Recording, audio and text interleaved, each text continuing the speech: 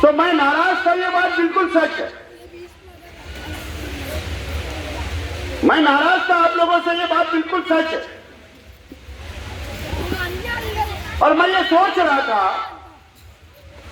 कि 5 साल मैंने आपके गरीबों के बच्चों के हाथ में किताबें दिया, उसके बाद हार गया।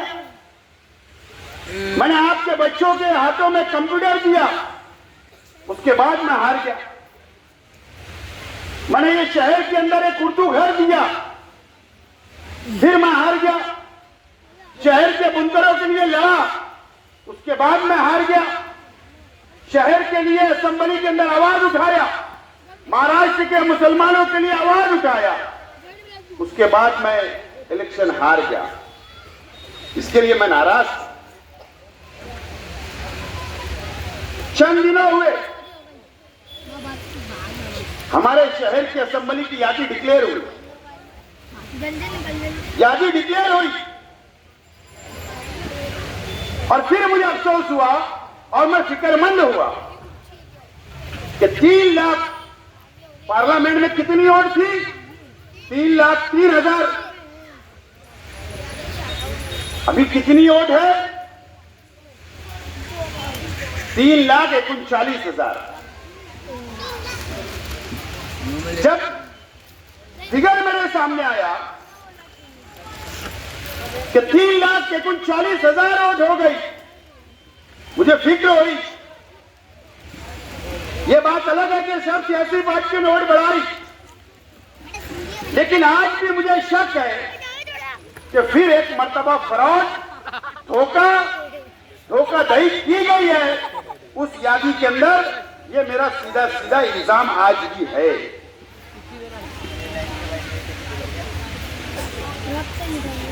मैं प्रशासन से और शहर के आवाम से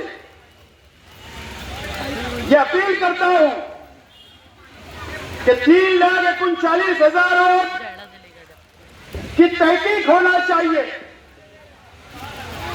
डुप्लीकेट वोट तो नहीं है, फ्रॉड तो नहीं किया गया।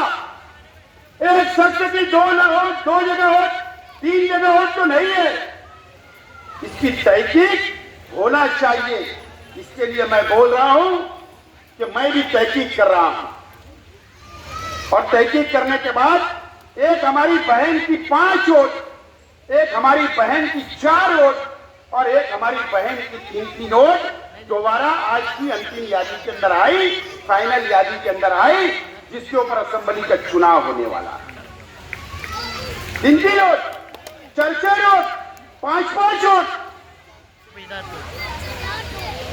इलेक्शन होगा। आप लोगों के झोपड़ पट्टी की आवाम के, पक्केवाद की आवाम के डुप्लीकेट इलेक्शन कार्ड बनाए गए। क्या बोल रहा हूं? डुप्लीकेट इलेक्शन कार्ड बनाए गए। दूसरे इलाकों की मां बहनों ने आकर तुम्हारी वोट डाल दी, तुम्हारी मां बहनों की वोट डुप्लीकेट डाली, और इसके लिए 35,000 वोट हमारे अपने डबल लोडर लोगों ने दिया, ट्रिपल लोडर लोगों ने दिया, और वो भी पुरसे के अंदर आकर दिया। ये मस्जिद और मीनारों का शहर हमारा अपना शहर है, और यहां पर ऐसा धोखा 19 के भी इलेक्शन में दिया गया। इस मर्तबा भी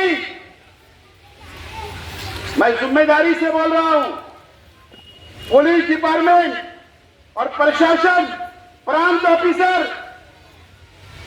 ये बात को नोट करें, इस मर्तबा भी duplicate vote, election card duplicate बनाए जा रहे हैं, और वो भी हजारों की तादाद के अंदर बनाए जा रहे हैं।